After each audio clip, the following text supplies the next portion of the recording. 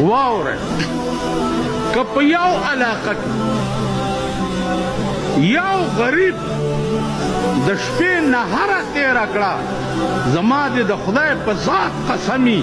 چې هغه ټوله علاقه به پې الله جهنم ته لیږي ټوله علاقه که د چا په حکومت د مشرف په حکومت کې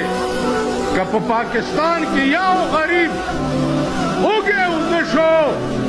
د حضرت عمر کار به ورسره کیږي قسم یې وخوړو چې د دریای دجله په غاړه که سپی د تندې مړ شو نو الله به پوښتنه د عمر نه کوي نن د غریب تپوس نشته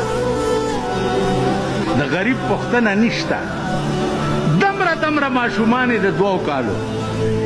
دمره د پلاستیک بوجه